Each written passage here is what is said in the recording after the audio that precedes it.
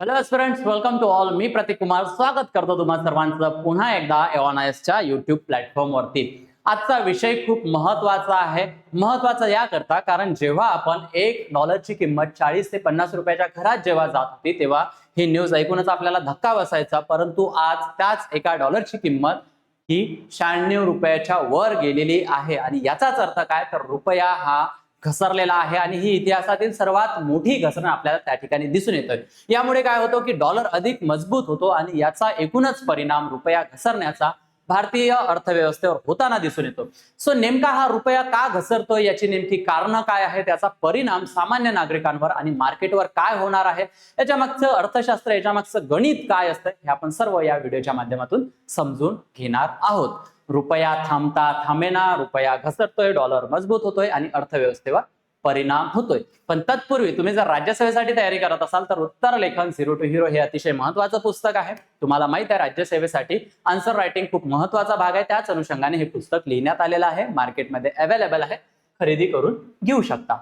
बघा विषय बघूया. विषय काय आहे, रुपया घसरला, रुपया थांबेना. जसं की मी बोललो की सध्या एक अमेरिकन डॉलरची जी किंमत आहे ही आता 96 रुपयाच्या वर गेलेली आहे. इतिहासातील सर्वात मोठी घसरण आहे आणि सर्वात कमजोर पातळीवर गेलेला इतिहासातला हा पहिल्यांदा आपल्याला दिसून येतो. काही रिपोर्ट्सनुसार तो 96.53 प्रति डॉलर पर्यंत सुद्धा घसरलेला आहे आणि यामध्ये सातत्याने डेली चेंजेस होताना दिसत आहेत आणि डेली वाढताना तो दिसत आहे.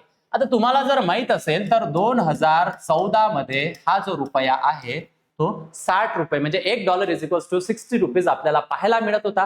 आणि हाच रुपया आता 2026 मध्ये 96 रुपयावर गेलेला आहे. याचाच अर्थ काय, तर 12 वर्षात किती, 12 वर्षात हा 60% याची घसरण झालेली आपल्याला दिसून येते. सो ही खूप मोठी घसरण आहे आणि याच अनुषंगाने आपण ही चर्चा करणार आहोत.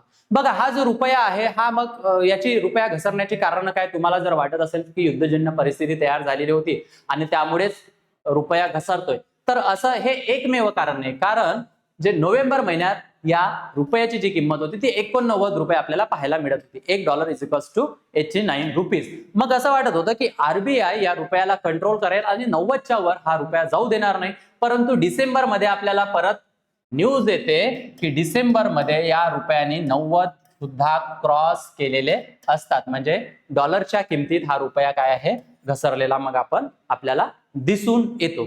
ओके, आता पुढे बघा.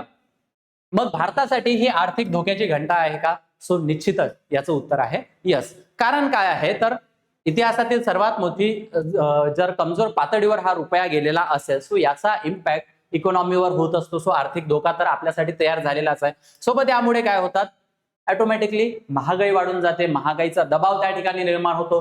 मग पेट्रोल डिझेल महागल्याने दैनंदिन खर्चात वाढ होण्याची शक्यता होते. बघा तुम्हाला माहित आहे की मागच्या एका हप्त्यामध्ये 2 वेळा पेट्रोल डिझेलची वाढ झालेली आहे. एक वेळा किती रुपयांनी झालेली होती, 3 रुपयांनी, आणि आता मागील 1-2 दिवसात ही 90 पैशांनी वाढ झालेली आहे आणि हळूहळू याची वाढ होणार आहे आणि ह्याच किमती 130 ते 140च्या घरात जातील का अशी सुद्धा भीती मार्केटमध्ये वर्तवल्या जात आहे.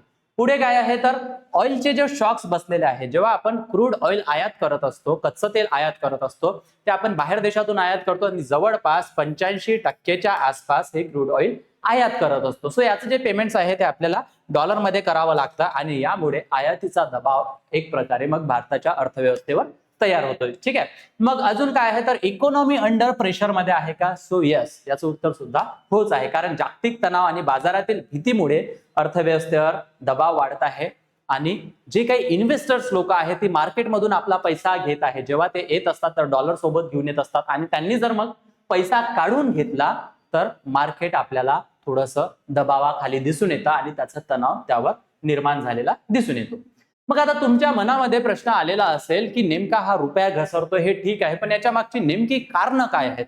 तर प्रामुख्याने जर मोठी कारणं आपण सध्याच्या परिस्थितीमध्ये बघितली तर 4 मोठी कारणं दिसून येतात. कारण नंबर 1, क्रूड ऑइल महाग झालेला आहे. जसं मी तुम्हाला सांगितलं 85% जे आपण आयात करत असतो हे क्रूड ऑइल बाहेर देशामधून, मग हे आयात करत असताना याची जी पेमेंट्स आहे ते आपल्याला डॉलर स्वरूपात करावी लागतात. हा व्यवहार डॉलरच्या स्वरूपात चालतो. सो आपल्याकडे असलेला डॉलर मग हा बाहेर देशात निघून जातो. यामुळे काय होतं की रुपया अजूनच आपल्याला खाली घसरताना दिसतोय, कारण आपल्या हातातून जो डॉलर आहे तो बाहेर गेलेला असल्यामुळे. ठीक आहे, सो हे एक मोठं कारण आहे. आणि याच क्रूड ऑइल आपण इम्पोर्ट करत असल्यामुळे डॉलरची मागणी ही मग अधिकाधिक वाढत जाते. ठीक आहे, पुढे काय आहे कारण नंबर 2, US डॉलर अधिक मजबूत होतं. जे काही जगातले व्यापार चालतात ते डॉलर स्वरूपात चालतात आणि हा सगळा पैसा मग अमेरिकेच्या हा जो सगळा पैसा आहे तो कुठे जातो, मग अमेरिकेकडे जातो, कारण अमेरिकन डॉलर असल्यामुळे. सो डॉलर अधिकाधिक मजबूत होतो आणि मग इतर देशांच्या ज्या करन्सी आहेत त्या आपल्याला कुठेतरी घसरलेल्या दिसून येतात. सो त्याच पद्धतीने भारताची करन्सी किंवा भारताचा रुपया सुद्धा घसरलेला आहे. पुढे काय आहे की वेस्ट एशिया टेन्शन, म्हणजे जे काही युद्धजन्य परिस्थिती तयार झालेली होती USA आणि इराणमध्ये, जो संघर्ष सुरू होता, या तणावामुळे जे आहे मार्केट खूप पॅनिक झालेलं होतं. बऱ्याच लोकांनी आपला पैसा कुठून काढलेला होता, दुसरीकडे गुंतवलेला होता. या पद्धतीच्या न्यूज आपल्याकडे येत होत्या. सोबतच काय आहे तर जो जगातला व्यापार चालतो समुद्री मार्गाने, तिथले जे काही स्ट्रेट्स असतात, जसा स्ट्रेट ऑफ हॉर्म्यूज, यावर आपण सेपरेट व्हिडिओ सुद्धा घेतलेला आहे. सो तो स्ट्रेट ऑफ हॉर्म्यूज काय केलेला होता, चोक करण्यात आलेला होता, बंद करण्यात आलेला होता. आणि यामुळे अजूनच जगावर संकट आलेलं होतं आणि जो व्यापार आहे त्यामध्ये सुद्धा तणाव निर्माण झालेला होता आणि म्हणून मार्केट पॅनिक सिच्युएशन मध्ये गेलेलं होतं. कारण नंबर 4 काय आहे तर FII आउटफ्लो. आता हे FII काय असतं तर फॉरेन इन्स्टिट्यूशनल इन्व्हेस्टर्स, म्हणजे बाहेरचे जे इन्व्हेस्टर्स लोक असतात. ठीक आहे, हे काय असतात की आपल्यासोबत डॉलर घेऊन येत असतात. ओके, आणि डॉलर घेऊन आले तर ते डॉलर आपल्या इथल्या कंपनीमध्ये किंवा बॉन्ड स्वरूपात किंवा अजून इथल्या ठिकाणी ते गुंतवणूक करत असतात. आणि आता जी परिस्थिती निर्माण झालेली आहे, सो यामुळे या लोकांनी काय केलेलं आहे, या कंपनीमधून किंवा या शेअर मार्केटमधून आपला डॉलर, आपला जो पैसा आहे तो काढून घेतलेला आहे. आणि जेव्हा हे पैसे काढतात सो याचं पेमेंट सुद्धा त्यांना डॉलर स्वरूपात करावं लागतं. त्यामुळे काय होतं की रुपयाची अजूनच घसरण होते आणि डॉलर अधिकच मजबूत होताना आपल्याला दिसून येतो. हा जो आकडा आहे हा 3.3 लाख कोटी, 3.3 लाख कोटीच्या घरात आहे. म्हणजे इतका मोठा पैसा या इन्व्हेस्टर्सनी आपल्या मार्केटमधून काढून घेतलेला आहे. सो त्यामुळे सुद्धा रुपयाची घसरण मोठ्या प्रमाणात झालेली आपल्याला पाहायला मिळते. ठीक आहे, मग आता सामान्य लोकांवर याचा परिणाम काय होतो तर रुपयाची घसरण शेवटी सामान्य माणसाच्या खिशावर परिणाम करत असते आणि याची जाणीव तुम्हाला आता चांगल्या पद्धतीने होत आहे. बघा, रुपया घसरला म्हणजे काय की पेट्रोल डिझेल महाग होतात. मी जसं तुम्हाला सांगितलं 2दा याच्या किमती आता वाढवलेल्या आहेत, याच किमती अजून वाढते. सो पेट्रोल डिझेलच्या किमती वाढल्यामुळे याचा जो कॅस्केडिंग इफेक्ट असतं, एकामुळे एक गोष्टी वाढत जातात. ज्या इम्पोर्टेड वस्तू आहेत त्या महाग होतात अधिकाधिक. आणि प्राईम मिनिस्टर मोदी यांनी काय केलेलं आवाहन सुद्धा केलेलं आहे की तुम्ही इम्पोर्ट कमी करा, सोनं खरेदी कमी करा, पेट्रोल आणि डिझेलचा वापर अगदी कमी स्वरूपात करा. कारण काय तर या वस्तू महाग होत आहे आणि महाग जर झाल्या तर याची किंमत सुद्धा आपल्याला डॉलरमध्ये पे करावी लागत असते आणि मग रुपया अजूनच त्या ठिकाणी घसरला जातो. सोबत काय मोबाईल इलेक्ट्रॉनिक्सचे दर महाग झालेले आहेत. फर्टिलायझरचा खर्च वाढू शकतो. हा फर्टिलायझर बनवण्यासाठी म्हणजे रासायनिक खते बनवण्यासाठी आपल्याला जे नॅचरल गॅस असतात ते खूप आवश्यक असतात. याची सुद्धा आपण आयात करत असतो, त्याचं सुद्धा पेमेंट आपल्याला डॉलरमध्ये करावं लागतं. आणि म्हणून मग हे जे डॉलर जो मजबूत झालेला आहे याचाच परिणाम काय होतो आपल्याला कृषी क्षेत्रावर सुद्धा दिसून येतो. आणि हा फर्टिलायझर्स मध्ये इथून तुमचे जे रासायनिक खत आहेत त्याच्या सुद्धा किमती वाढलेल्या तुम्हाला दिसून येईल.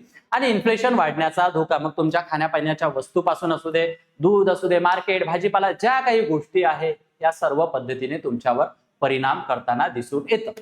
सोबत पुढे बघा, भारताची इकॉनॉमी मग प्रेशर मध्ये आहे का? सो ऑफकोर्स अशी परिस्थिती दिसते. नाही तर प्राईम मिनिस्टर नरेंद्र मोदी यांनी परत प्लॅटफॉर्मवर येऊन आपल्याला आवाहन केलेलं नसतं. सो पुढे सुद्धा खूप मोठा धोका आपल्याला त्या ठिकाणी निर्माण होताना दिसून येईल. याचं कारण काय तर मार्केट कॉन्फिडन्स हा आता कमजोर झाल्याचं चित्र आपल्या बाजारामध्ये दिसून येत आहे. बघा, सलग 7 सेशन मध्ये जो रुपया आहे तो घसरलेला आहे. सातत्याने तीव्र स्वरूपाची घसरण होताना दिसून येत आहे. एशियामधील वर्स्ट परफॉर्मिंग करन्सी म्हणून आता भारतीय रुपयाकडे पाहायला गेलेला आहे. कारण काय तर युद्धापासून तो 5% घसरलेला आहे आणि ही तीव्र स्वरूपाची घसरण भारतीय रुपयामध्ये पाहायला मिळतं. असं नाही की दुसऱ्या देशाची जी करन्सी आहे त्यांच्यामध्ये घसरण होत नाही, निश्चितच त्यांच्यामध्ये सुद्धा घसरण होत आहे. जो इंडोनेशिया आहे तो 3.4% घसरलेला आहे. व्हिएतनाम जो आहे तो 2.8% घसरलेला आहे. पण त्यांच्या कंपॅरिझन मध्ये 5% हे खूप जास्त मोठ्या प्रमाणात होतात. म्हणून एशियामधील वर्स्ट परफॉर्मिंग करन्सी सध्या भारताची आपल्याला दिसून येते. टॉप 100 ग्लोबल कंपनीज मध्ये इंडियन कंपनी दिसून येत नाही, हे सुद्धा एक मार्केटमध्ये चित्र तयार झालेलं आहे आणि टेक स्टॉक्सवर दबाव आलेला आहे. जे AI आपल्याकडे आता आलेला आहे, सो यापुढे जे इन्व्हेस्टमेंट भारतात असायला पाहिजे होती, सो AI साठी आपण तेवढे सस्टेनेबल आहोत की नाही किंवा त्या पद्धतीचं मार्केट आपल्याला दिसून येत नाही. सो लोकांनी काय केलेलं आहे, पैसा काढून घेतलेला आहे आणि बाहेर देशात तो गुंतवलेला आहे. सो त्यामुळे टेक स्टॉक्सवर सुद्धा दबाव तयार झालेला आहे. पुढे बघा, मग आता पुढे काय होऊ शकतं? जागतिक तणाव कमी झाला नाही तर रुपयावरील दबाव पुढील काही काळ कायम राहू शकतो. आता या आपल्याकडे सर्वात महत्वाची जी बँक आहे ती आहे RBI. सो RBI मग त्यामध्ये इंटरव्हेन्शन करू शकतं, त्यामध्ये हस्तक्षेप करू शकतो, डॉलर विकून रुपी स्टॅबिलाइज करण्याचा प्रयत्न करू शकतो. पण यावरही काही बंधनं असतात. आपल्याकडे आता $700 बिलियन जो काही परकीय साठा आहे तो आपल्याकडे सध्या आहे, पण हे जे साठा आहे ते आपल्याला क्रूड ऑइलला खरेदी करण्यासाठी खूप महत्वाचा असतो. फॉरेक्स रिझर्व्हचा वापर आपण वाढवू शकतो, परंतु याच्यावर सुद्धा काही बंधने आहेत. सो निश्चित RBI त्यामध्ये काही ना काही इंटरफेअर किंवा काय म्हणता येईल इंटरव्हेन्शन करताना आपल्याला दिसून येईल. पुढे काय, जर ऑइल प्राइसेस वाढत राहिले तर पेट्रोल डिझेलच्या किमती अजून महाग होतील. जे मी तुम्हाला सांगितलं की 130 ते 140 रुपयाच्या घरात जाऊ शकतात. महागाई वाढण्याचा धोका म्हणजे ऑफकोर्स या गोष्टीमध्ये वाढ झाली, सो महागाई सुद्धा वाढणारच आहे. फॉरेन इन्व्हेस्टर्स बाहेर गेले तर स्टॉक्स मार्केटवर आणखी दबाव वाढू शकतो. जो मी तुम्हाला 3.3 लाख कोटीचा आकडा सांगितलेला आहे तो अजूनही वाढू शकतो आणि त्यामुळे रुपया अजून कमजोर होऊ शकतो. मग या सर्व गोष्टींमुळे सरकार समोर काही आव्हाने आपल्याला दिसून येतील. मग यामध्ये जी इन्फ्लेशन कंट्रोल जी आहे, इकॉनॉमिक ग्रोथ टिकवणं असेल आणि मार्केट कॉन्फिडन्स कायम ठेवणं असेल, सो या पद्धतीचे सरकार समोर आता आपल्याला आव्हाने दिसून येत आहे. सरकार या आव्हानांना कसं सामोरं जातं आणि काय यावर उपाययोजना करतात हे आता भविष्यामध्ये आपल्याला पाहणं अपेक्षित आहे.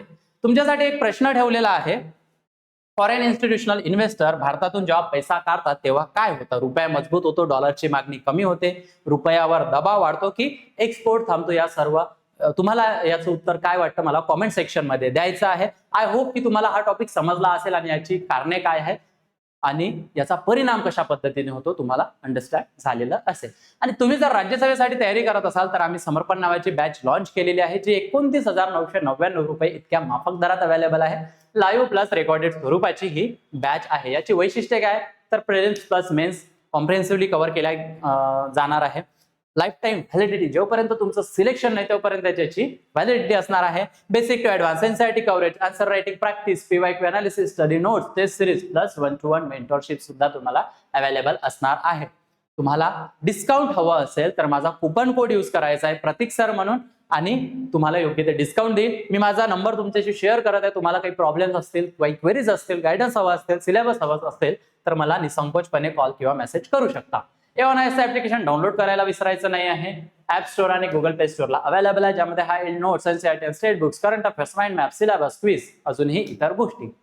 PDF लागत असतील तर हा QR कोड स्कॅन करायचा आहे, A1IS च्या टेलिग्रामला जॉईन करायचा आहे. अधिक माहितीसाठी मी तुम्हाला संपर्क आणि वेबसाईट ऑफिशियल नंबर्स देतोय, तुम्ही निश्चित कॉन्टॅक्ट करू शकता. आय होप हा व्हिडिओ आवडला असेल. सध्या इथेच थांबूया, पुन्हा भेटूया एका नवीन टॉपिक सोबत लवकरच. थँक्यू.